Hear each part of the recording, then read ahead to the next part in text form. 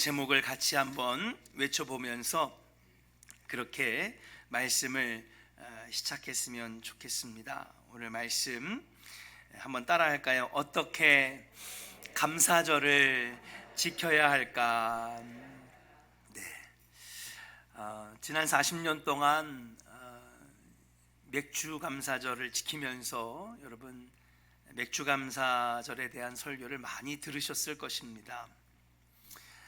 출애굽기 23장 16절에서 맥주절을 지켜라. 이것은 수고하여 밭에 뿌린 첫 열매를 거둠이니라 라고 하면서 여러분 맥주절에 대한 의미, 맥주절이 무엇인가 아마 이미 여러분들은 많은 설교를 들으셨을 것입니다. 그렇죠? 첫 열매를 하나님 앞에 드리면서 하나님께 영광 돌리는 절기가 바로 맥주절이다. 이들은 보리를 심는데요, 보리를 이른 비 때에 씨를 뿌리고 늦은 비 때에 수확해서, 그래서 그 첫 열매를 드리는 이 절기, 그래서 구약에는 이것을 첫 번째 열매다 해서 초실절이라고 합니다. 이러한 맥주절에 대한 의미들을 여러분 잘 아실 것입니다. 그럼 왜 첫 열매를 드리는 것을 이스라엘의 중요한 3대 절기로 하셨을까? 여러분, 내가 다 취한 다음에 남은 것들을 드리는 게 아니라 제일 먼저 첫 번째 거를 드린다는 것이죠. 그것은 무엇이냐? 하나님이 내가 가진 모든 소유의 주인이라고 하는 것을 우리가 인정하고 선포하는 것인 줄로 믿습니다. 11조도 그렇습니다. 수입이 딱 들어왔을 때에 내가 다 쓸 거 쓰고 그리고 막 필요한 것들 다 집어넣으면 나중에 11조가 안 나와요. 11조를 할 때는 제일 먼저 딱 11조를 먼저 떼어놓고 하나님께 드리는 거죠. 그 무엇이냐? 바로 이 모든 것 주신 것 하나님이십니다. 그것을 인정하는 신앙. 그러니까 맥주절과 11조는 어떻게 보면 연결되어 있다라고 말씀드릴 수 있어요. 그러니까 이것을 지키라고 하신 것은 너의 삶의 주인이 누구냐? 이 세상의 통치자가 누구냐? 너의 삶의 생사화복을 주관하시는 분이 누구냐? 여호와 하나님임을 인정해라 라고 하는 절기가 바로 맥주절인 줄로 믿습니다. 이런 맥주절의 의미, 의의 여러분 많이 들으셨을 것입니다. 이스라엘의 3대 절기, 또 왜 드려야 하는지 우리가 많이 들었습니다. 그렇다면 오늘은 우리에게 명령하신 이 맥주 감사절을 어떻게 보내야 할까? 어떻게 지켜야 할까? 우리는 맥주 감사주의를 보내면서 하나님이 받으시는 감사절, 하나님이 흠양하시는 감사절, 하나님이 함께 하시고 임재하시는 감사절의 예배가 되기를 소망하면서 오늘 이 말씀을 통하여서 여러분들이 그렇게 하나님 받으시는 감사절을 보내시고 또 감사절의 예배자가 되시기를 주님의 이름으로 간절히 축원합니다. 첫 번째는 한번 따라하겠습니다. 성전을 향하여 바라봐야 합니다. 할렐루야. 성전을 향하고 바라봐야 한다는 것입니다. 자동차 운전을 할 때 어디로 갈지 방향을 정하는 것이 매우 중요합니다. 속도를 엄청나게 냈는데 방향이 잘못되면 아무리 기름을 많이 쓰고 엄청난 속도로 달려도 이상한 곳에 가서 여러분 도착하게 되어 있습니다. 신앙생활과 인생도 마찬가지입니다. 속도보다는 방향이 중요한 것입니다. 한 사람이 밤에 바닷가에 가면 여러 생선을 구할 수 있다 그래가지고 그 말을 듣고 바닷가에 갔습니다. 바닷가에 가니까 정말 고기를 쉽게 구할 수가 있는 거예요. 얼마나 많은 물고기를 잡게 되었는지 심지어는요 그냥 거저 죽을 수도 있는 상황이 되었어요. 그래가지고 양손 가득히 줄줄이 생선을 엮어가지고 그냥 한 보따리를 이렇게 들었습니다. 한번 상상을 해보세요.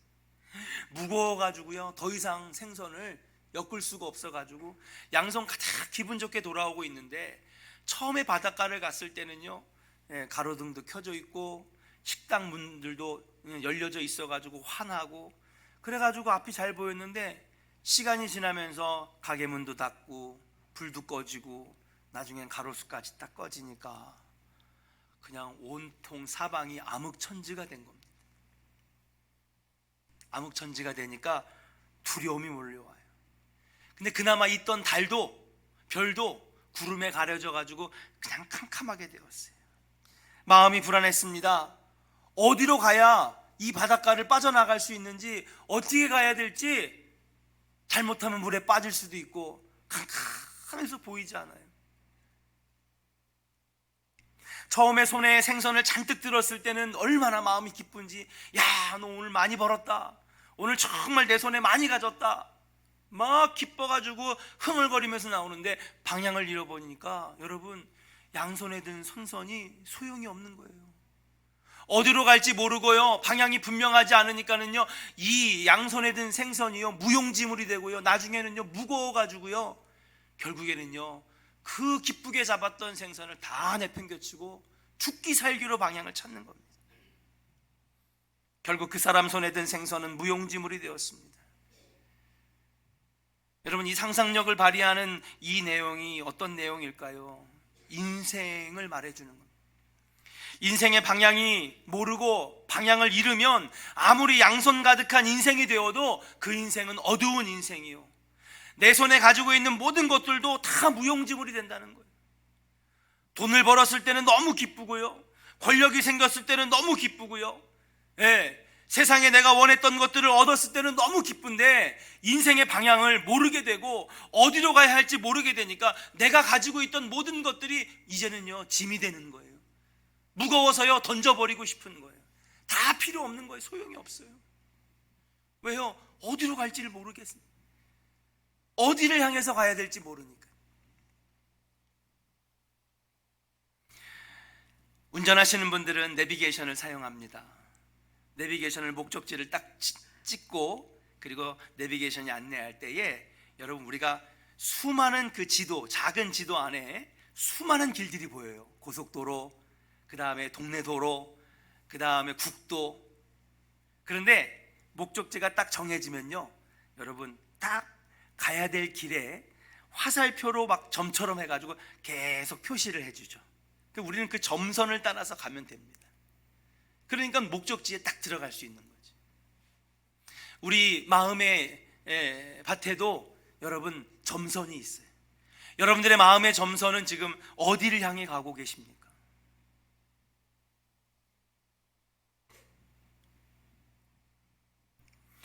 오늘 본문의 다윗 왕은요, 그의 마음의 점선이 항상 하나님의 성전을 향해 있었는 줄로 믿습니다. 늘 그의 마음은 성전을 향해 있었습니다. 성전을 향하는 것은 성전 자체가 거룩한 것이 아니라 거룩하신 하나님이 임재하시는 곳이기 때문에, 건물 좋다, 야, 음향 좋다, 주차장 잘 돼 있네, 그래서 성전을 향하는 것이 아니라 성전은 하나님이 임재하시는 곳이기 때문에 그의 마음이 항상 성전과 예배당을 향해 있었다라고 하는 사실이에요. 사랑하는 조은의 성도 여러분, 여러분들은 어디를 지금 보고 계십니까? 여러분들은 지금, 여러분들의 시선은 지금 어디를 향해 있습니까? 우리가 하나님 앞에 감사하기 전에 나의 시선이 먼저 어디를 향해 있는지 우리 자신을 돌아봐야 될 줄로 믿습니다. 시편 11편 4절에 보니까 그는 이렇게 고백을 합니다. 한번 같이 읽어볼까요? 스크린 보면서요. 시작. 여호와께서는 그의 성전에 계시고 여호와의 보좌는 하늘에 있으며 그의 눈이 인생을 통촉하시고. 할렐루야. 이게 다윗의 고백인데요, 다윗은 어떻게 고백하느냐? 여호와께서는 어디에 계신데요? 그의 성전에 계신다는 거예요. 그럼 다시 말해서 우리의 삶이 늘 성전을 향해 있고, 여러분, 우리의 시선이 항상 교회를 향해 있고, 여러분, 이것은요, 여러분, 교회만 바라보라는 건, 건물 보라고 하는 것이 아닙니다. 이 이야기는 영적으로 풀어보면 성전을 향해 나아갈 때에, 사랑하는 여러분, 성전을 나아갈 때에 여러분, 성전에 하나님이 임재하시는 곳이기 때문에 항상 우리 마음이 하나님을 향해 있다라고 하는 것을 말해주고 있다라고 하는 사실이에요. 그러므로 성전을 바라보는 것은 결국 하나님을 바라보는 것입니다. 참된 감사절은 어떻게 보내는 것일까요? 하나님을 바라보는 것으로 시작되는 것인 줄로 믿습니다. 하나님을 바라보지 않는데 어떻게 감사할 수 있습니까? 코로나로 인한 어려운 현실을 보는 것이 아니라 전능하신 하나님을 바라볼 때에 우리는 감사하게 되는 줄로 믿습니다. 환경을 바라보고 현실을 바라보면 어떻게 감사할 수 있습니까? 그러나 하나님을 바라보니까 감사할 수 있게 되는 것인 줄로 믿습니다. 혼란스럽고 절망스러우며 낙심되는 상황을 바라볼 때 우린 절대로 감사할 수 없습니다. 그러나 성전을 향하고 성전에 계신 하나님을 향하여 바라볼 때에 사랑하는 여러분, 용기를 얻게 되고 희망을 얻게 되고 여러분 감사할 수 있는 삶이 된다라고 하는 사실이에요. 사랑하는 여러분, 여러분들의 시선이 항상 성전을 향해 있기를 주의 이름으로 간절히 축원합니다. 우리들의 삶의 스케줄이, 우리의 삶의 사이클이 여러분 교회 중심으로 이루어지시기를 주의 이름으로 간절히 축원합니다. 이 시간 저 시간 다 쓰고 남는데 교회나 갈까? 11조랑 똑같은 원리고요, 맥주절을 지키라고 하는 원리랑 똑같은 거예요. 하나님은 그걸 원하시지 않는 거예요. 네가 할 거 다 하고 쓸 거 다 쓰고 네가 하고 싶은 거 다 한 다음에 남는 짜투리 내 앞에 갖고 오라는 거 아니에요. 여러분, 시간의 11조도 드리시기를 주의 이름으로 간절히 축원합니다. 11조는요 물질만이 아닙니다. 주님이 돈이 없어서 돈 내라고 하는 거 아닙니다. 주님은요 얼마든지 풍성하시고 많으시고요 너무너무 위대하신 분이기 때문에 돈이 필요 없으신 분이에요. 맥주절을 지키라고 하는 것, 11조를 드리라고 하는 것, 그리고 우리에게 시간을 쓰는 것, 이 모든 것들이 하나의 원리예요. 네가 쓸 거 다 쓰고 네가 보낼 시간 다 보내고 하고 싶은 일 다 한 다음에 남는 짜투리 시간 그거 가지고 하나님 앞에 나오는 것이 아니라, 하나님, 내가 먼저 내 귀한 시간 하나님께 쓰겠습니다. 하나님, 내게 주신 이 놀라운 은혜의 선물 하나님께 먼저 사용하겠습니다. 이것이 바로 맥주절의 은혜요, 맥주절의 원리요, 예물의 원리인 줄로 믿습니다. 여러분의 시선은 지금 어디에 가 있습니까? 여러분의 시간은 지금 어떻게 사용되고 있습니까? 항상 성전을 향하고 하나님을 향하는 여러분들 되시기를 주의 이름으로 간절히 축원합니다. 우리 옆 사람에게 한번 축복합시다. 항상 우리의 시선이 하나님을 향하여 합니다. 아멘입니까? 할렐루야. 두 번째로 한번 따라하겠습니다. 하나님의 사랑과 은혜를 바라봐야 합니다. 여러분, 감사절 어떻게 지켜야 되느냐? 여러분, 하나님의 사랑과 은혜를 바라봐야 되는 거예요. 멧돼지가 농장에 들어가면요 농가는 피해를 봅니다. 그렇죠? 예. 그냥 감자, 옥수수 다 파먹어가지고요 엉망진창이 됩니다. 사람도 그렇습니다. 아무데나 들어가면 안 됩니다. 거룩한 주의 집에, 이곳은 거룩한 성전이기 때문에, 거룩한 성전에는요 거룩하지 않은 사람이 들어오면 안 되는 것입니다. 지성소가 있는 성전에 마음대로 출입해서는 안 되는 이유는 하나님의 거룩함이 훼손되기 때문이라는 사실이에요. 오늘 본문의 주인공인 다윗 왕은요 문제가 있는 사람이었습니다. 권력을 이용해 자기 탐욕을 채우는 사람, 묘한 계략을 짜내어 자신의 죄를 덮으려는 그런 간사한 인간이었습니다. 여러분도 다 아시다시피 다윗 왕은요 우리아의 아내 밧세바에게 음욕을 품고 간음했습니다. 무고한 우리아를 모해하는 사악한 죄를 저질러서 전장에서 여러분 죽게 만들었습니다. 어떻게 보면 간접적인 살인을 저지른 것이죠. 그는 거룩하신 하나님 집에 들어갈 수 없는 존재였습니다. 그러나 그런 다윗이 주의 집에 들어가게 되었다고 오늘 고백하고 있어요. 어떻게 그가 주의 집에, 하나님의 성전에 들어가게 되었을까? 오늘 본문 말씀을 우리가 다시 한번 깊게 생각하면서 읽어봤으면 좋겠습니다. 같이 한번 읽어볼까요? 본문 5장 7절 같이 읽겠습니다. 시작. 오직 나는 주의 풍성한 사랑을 힘입어 주의 집에 들어가 주를 경외함으로 성전을 향하여 예배할 수 있습니다. 할렐루야. 그가 지금 성전에 들어가 예배한대요. 그는 더러운 인간이거든요. 간음했습니다. 여러분, 그가 가장 아끼던 부하를요 간접적으로 죽게 만드는 살인자였어요. 그가 어떻게 예배당에 들어갈 수 있습니까? 그가 어떻게 성전에서 예배할 수 있습니까? 그런데 하나님 그걸 허락하셨어요. 어떻게 허락하셨느냐? 오늘 다윗의 고백을 보니까 한번 따라할까요? 나는 주의 풍성한 사랑을 힘입어. 할렐루야. 주님의 사랑을 힘입어 나는 오늘 이 성전에 오게 되었다라고 하는 사실이에요. 사랑하는 여러분, 우리도 다윗과 마찬가지입니다. 저를 비롯해서 여기 있는 모두가 이 거룩한 성전에 들어올 자격 있는 사람 한 명도 없어요. 이곳이 정말 하나님이 임재하시는 장소라고 한다면, 주님이 나타나시는 귀한 장소라고 한다면 저를 포함해서 여러분 자격 있는 사람은 아무도 없습니다. 그런데 우리가 여기 와서 예배드릴 수 있는 이유, 우리가 찬양할 수 있는 이유, 오늘 다윗의 고백처럼 주님이 내게 베풀어 주신 풍성한 사랑과 은혜 때문에 오늘 죄인 된 우리들이 이 자리에서 감격하고 감사하며 예배할 수 있게 되는 줄로 믿습니다. 우리가 하나님의 은혜와 보좌 앞에 당당히 나아갈 수 있는 것, 성전 앞에 달려나와 하나님 앞에 예배할 수 있는 것은 무엇입니까? 하나님의 언약대로 우리를 대속하신 예수 그리스도의 십자가의 보혈 때문에, 아들을 내어주신 하나님의 그 풍성한 사랑 때문에 오늘 우리가 죄인임에도 불구하고 이 자리에서 예배할 수 있다라고 하는 사실이에요. 사실 다윗이 먼저 언약을 어겼기 때문에 이제는 하나님은 그에 대한 언약을 지키실 필요가 없어요. 여러분, 우리가 가족 간의 사랑에서도 언제 사랑이 깨집니까? 약속이 깨어질 때 사랑도 깨어지는 거잖아요.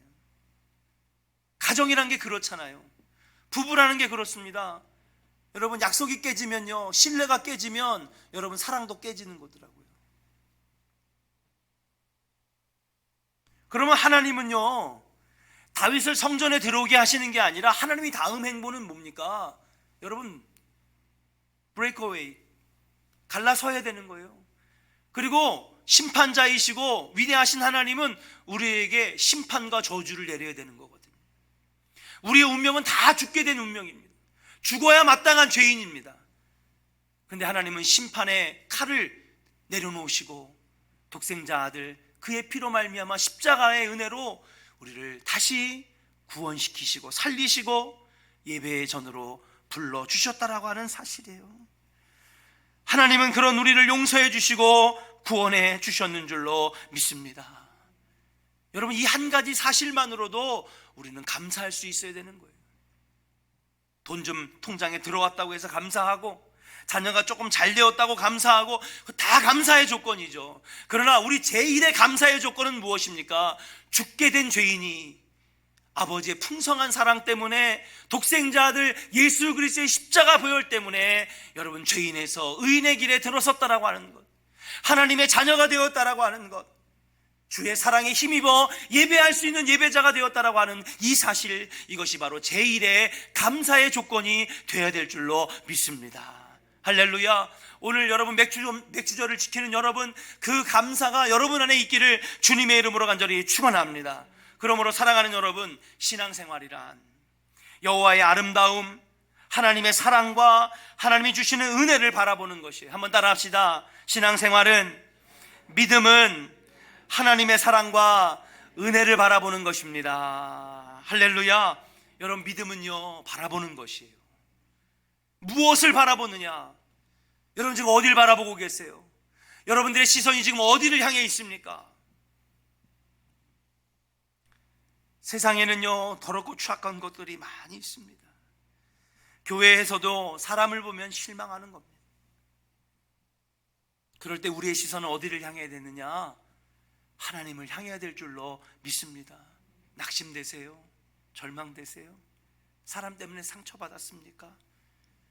그러면 하나님의 사랑과 은혜를 바라봐야 될 줄로 믿습니다.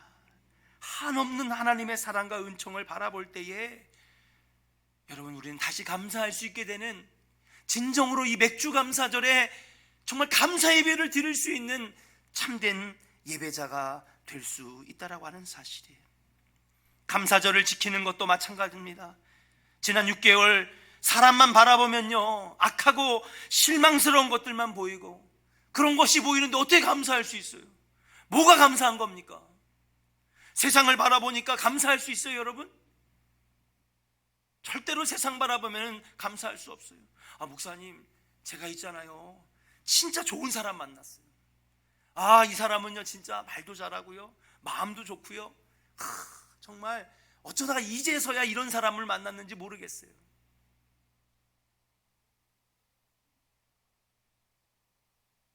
지금 보니까는요, 제가 정말 잘 되니까는요 너무 행복해요. 하나님, 정말 잘 돼서 정말 너무너무 행복해요. 그러나 우리 여러분, 신앙생활을 오랫동안 해오면서 아마 여러분들은 깨달았을 겁니다. 사람을 보고, 세상을 보고, 돈과 힘과 명예와 여러 가지 것들을 바라볼 때에 진짜 여러분 만족함만이 있는 것이냐, 그 만족함이 오래 가느냐, 결국에는 실망이 있고 낙심이 있다라고 하는 사실이에요. 그러나 사랑하는 여러분, 하나님의 사랑과 은혜를 생각하면 우리는 다시 감사할 수 있는 줄로 믿습니다. 다윗이 그러한 마음으로 주의 성전에 들어가게 되었을 때에 감사의 예배를, 그리고 감사의 찬양을 드릴 수가 있었다라고 하는 사실이에요. 여러분들은 지금 어디를 바라보고 계십니까? 여러분들의 시선은 지금 어디를 향해 있습니까? 다윗이 그랬듯이 하나님 계신 성전을 바라보시고 하나님이 주시는 사랑과 은혜를 바라보시는 여러분들 되시기를 주의 이름으로 간절히 축원합니다. 그렇다면 이 코로나 상황에서도 우리는 감사할 수 있습니다. 아무리 어려운 상황에서도 우리는 찬양과 경배를 드릴 수가 있는 줄로 믿습니다. 그러므로 사랑하는 여러분, 정말로 참된 감사절을 지킬 수 있는 방법은 무엇이냐? 어떻게 감사절을 정말 은혜롭게 예배할 수 있느냐? 한번 따라할까요? 사람 바라보지 말고, 세상 바라보지 말고 성전을 향하여 하나님 바라보겠습니다. 할렐루야. 하나님의 사랑과 은혜를 바라보시기를 주의 이름으로 간절히 축원합니다.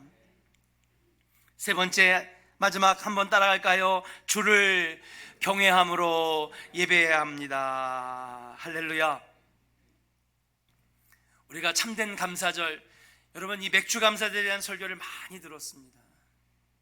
의의도 알았고 의미도 알았고 성경적인 어원도 알았고, 성경적인 기원도 알았고 여러 가지 것들을 우리가 그동안의 설교를 들어왔지만, 정말 이 감사절의 예배를 어떻게 드릴 수가 있겠느냐? 성전을 향하는 마음, 하나님을 향한 마음, 하나님 내게 주신 놀라운 사랑과 넓으신 그 은혜를 바라보는 시선, 그럴 때 참된 감사의 절기를 지킬 수 있다라고 하는 것이죠. 마지막으로 여러분과 함께 나눌 은혜의 말씀 무엇이냐? 이 맥주 감사절을 경외하는 마음으로 예배해야 하겠다라고 말씀드릴 수 있습니다. 우리가 모여 예배에 참여하는 것으로 다 예배가 되는 것은 아닙니다. 그러나 진정한 예배에는 반드시 하나님을 향한 경외하는 마음이 있어야 되겠다. 경외란 말은 두려워하면서도 공경하는 것이다 라고 여러분 사전에 나와 있습니다. 이게 어떤 말이냐? 두려워한다라고 하는 것이 여러분 막 무섭고, 뭐 공포 영화를 보듯이 막 죽는 그런 고통에 끔찍한 두려움, 끔찍한 떨림이 아니에요. 이 떨림과 이 두려움은 어떤 것이냐? 여러분, 하나님이 너무 위대하셔서 감당할 수 없을 정도로 위대하시고 너무 놀라우신 분이라 그 앞에 서니까 그 놀라운, 그 너무 크신 그 존재감 앞에 막 그냥 다리가 떨리고 가슴이 떨리고 주체할 수 없는 그런 흥분된 마음, 이게 바로 경외하는 마음이라는 거예요. 그러니까는 무서운 마음이 아니라, 공포의 마음이 아니라, 죽을 것 같은 그러한 두려움이 아니라, 너무너무 위대하신 분, 너무 크신 그 존재에 압도되어서 여러분 다리가 흔들리고 마음이 떨리고 주체할 수 없는 그런 떨림이 있는 것, 이것이 바로 경외라고 하는 거예요. 그래서 그분을 존경하게 되고 공경하게 되고 영광과 찬양할 수밖에 없는 그런 상황, 이것이 바로 경외라고 하는 것입니다. 시편 145편 3절에 여러분 다윗은 그 경외하는 마음을 깨닫고 이렇게 고백합니다. 한번 같이 읽어볼까요? 시작. 여호와는 위대하시니 크게 찬양할 것이라. 그의 위대하심을 측량하지 못하리로다. 할렐루야. 여러분, 이 지구상에 발견된 언어가 여러분 22,000개인데 여러분 22,000개로도 여러분 못다 표현할 하나님, 세상에 수많은 수식어들이 있고 세상에 수많은 자연과 세계가 있지만 어느 것도 형용할 수 없고 비교할 수 없는 분, 그분이 바로 하나님 여호와 하나님이라고 하는 사실이. 그래서 우리가 어쩔지 모르니까 그 위대하심을 측량하지 못하니까 여러분 찬양할 수밖에 없고 영광 돌릴 수밖에 없는 것, 그것이 바로 경외하는 마음인데 그 경외의 마음이 여러분 안에 있을 때에 하나님 그 예배를 받으신다라고 하는 사실이에요. 진정한 예배자가 되려면 여러분 모든 예배 때마다 모든 순서마다 하나님을 경외함으로 나아가야 될 줄로 믿습니다. 찬양할 때도 기도할 때도 헌금하는 그 시간에도 하나님을 경외하는 마음으로 여러분 나아가시기를 주의 이름으로 간절히 축원합니다. 여러분 성가대 오늘 찬양 너무 좋더라고요. 우리가 찬양단 음정 박자 잘 맞는 거 중요하죠. 그러나 그보다 더 중요한 찬양의 요건이 있습니다. 무엇이냐?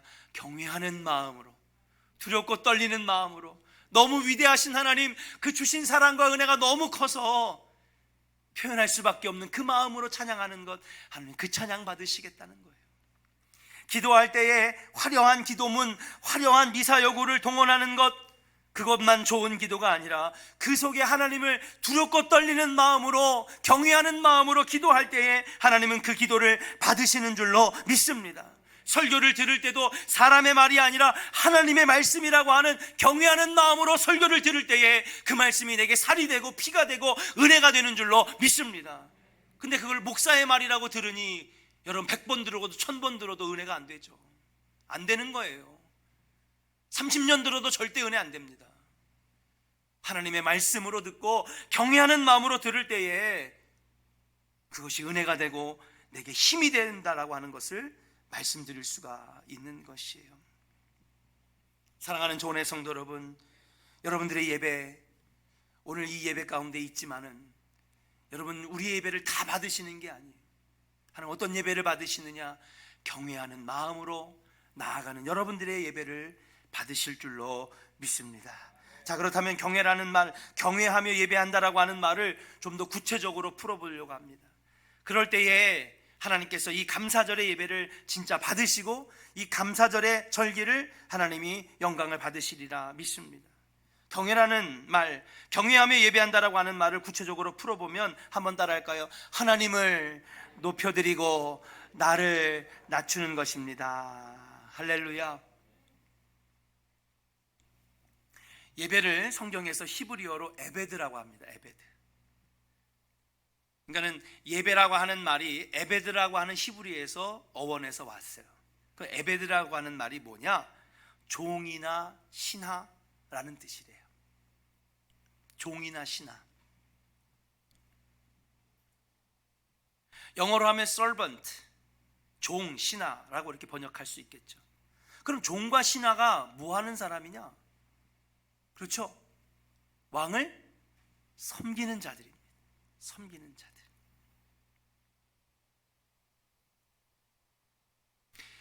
그런 에베드라고 하는 말, 섬긴다라고 하는 말에서 예배가 왔다는 거예요. 그러면 참된 예배는 무엇이냐?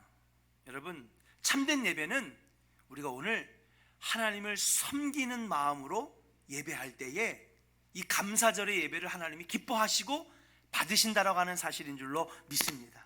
그래서 여러분, 이 에베드라는 말에서 예배라는 말이 왔던 것처럼 썰번트라는 말에서 영어에서는 이 예배라는 말이 왔는데, 썰번트가 섬기는 자 아닙니까? 그 섬긴다라고 하는 말이 서비스니까 여러분 미국이나 영국이나 영어권에서는 예배가 서비스예요. 서비스가 뭐예요? 섬기는 거죠. 섬기는 것입니다. 근데 여러분 우리들은요 이 예배의 주체가 나라고 생각을 하는 거예요. 그래서 예배에 와가지고요 만족하려고 합니다. 오늘 목사님 컨디션 괜찮은데? 예. 입에 모터를 달았나? 말을 청산유수로 잘 하시고, 야 오늘 음향도 괜찮고 영상도 괜찮고, 예? 야, 성가대 찬양, 와, 이제는요 여기 안 쓰고 영상 촬영했는데도 화음이 더 잘 돼요. 아, 너무 좋은데. 오늘 좋았어. 오늘 여러 가지가 마음에 들어. 우리 만족하려고 교회 나와요. 근데 하나님은요 그게 참된 예배가 아니래요. 오늘 참된 예배라고 하는 것은 무엇이냐? 하나님을 섬기고 하나님을 높여드리는 것이, 그것이 참된 예배라고 말씀하시는 거예요. 예배를 드리기 위해서는 자기 자신이 종이라고 하는 의식이 있어야 합니다. 그런데 오늘 본문의 주인공인 다윗은 자기가 한 나라의 왕임에도 불구하고 자신을 하나님 앞에서 종이라고 얘기하면서 하나님께 지금 정말 감당할 수 없는 그 위대하심을 측량할 수 없는 마음으로, 두렵고 떨리는 마음으로 경외하며 예배하고 있다라고 고백하고 있어요. 이는 자기를 비하하라고 하는 것이 아닙니다. 하나님을 주인으로 보시는 친밀한 관계라고 하는 것입니다. 하나님을 높이고 자기 스스로 내려가는 것, 하나님이 주인 되시고 우리는 섬기는 자고 하나님이 왕이 되시고 우리는 통치를 받는 하나님의 자녀라고 하는 것을 인정하고 나가는 그 예배자의 마음, 그 예배자의 마음을 하나님이 받으신다라고 하는 사실이에요. 사랑하는 여러분, 믿으시면 아멘 하시기를 바랍니다. 그러므로 진정한 예배자가 되려면, 진정한 오늘 감사절, 하나님 받으시는 감사절의 예배가 되려면 자기 스스로를 내려놓는 시간이 필요한 거예요. 그런 면에서 자기 자리에서 무릎을 꿇는 그 모습, 여러분 무릎 꿇고 기도할 때 왜 은혜가 임하는지 아십니까? 비록 하나의 행동이지만 그 무릎을 꿇는다는 건 하나님 앞에 복종하는 거예요. 당신이 왕이십니다. 당신이 주인이십니다. 근데 한국교회에서 무릎 꿇는 무릎 기도가 다 사라지면서 여러분 우리가 차가워지고 식어져 가고 있는 것이 아닌가. 참된 예배는 거룩하신 하나님을 향해 자기를 낮추어 하나님에게 합당한 경배를 올리는 경외의 마음이 포함되어 있어야 될 줄로 믿습니다. 오늘 맥주 감사절뿐만 아니라 여러분 모든 예배 가운데에 정말로 두렵고 떨리는 경외의 마음으로 하나님을 높여드리고 나는 주님을 섬깁니다, 종된 마음으로 나아갈 때에 여러분들의 예배를 받으시고 하늘의 문을 여시며 복을 내려 주실 줄로 믿습니다. 사랑하는 여러분, 맥주 감사절, 맥주절을 보내고 있습니다. 저는 저와 여러분들이 참된 감사절을 보낼 수 있었으면 좋겠습니다. 야구 경기를 하듯 구경하듯 예배의 구경꾼이 되지 말고 진정한 예배자가 될 때에 여러분 맥주 감사절에 정말로 하나님이 영광 받으시고 또 복 주시는 절기가 되지 않을까 생각을 합니다. 오늘의 현실을 바라보지 말고 좌절하지 말고 전능하신 하나님 바라보시기를 주의 이름으로 간절히 축원합니다. 여러분 세상을 바라보지 말고 사람 바라보지 말고 환경을 바라보지 말고 하나님 내게 주신 사랑과 은혜를 바라보시기를 주의 이름으로 간절히 축원합니다. 사람을 보면, 세상을 보면 낙심하고 실망할 것밖에 없어요. 그러나 하나님을 바라보면 감사하게 됩니다. 힘이 납니다. 소망이 생깁니다. 능력이 생깁니다. 그런 가운데에 우리가 하나님 앞에 경외하는 마음으로 나갈 때에 하늘의 문이 열리는 놀라운 역사가 일어나게 될 줄로 믿고, 오늘 이 맥주감사절 예배 경외하는 마음으로 하나님을 만나시는, 그리고 복 받으시는 복된 우리 조은의 성도들 되시기를 주의 이름으로 간절히 축원합니다. 오늘 이 시간에 예배합니다. 우리 함께 찬양하면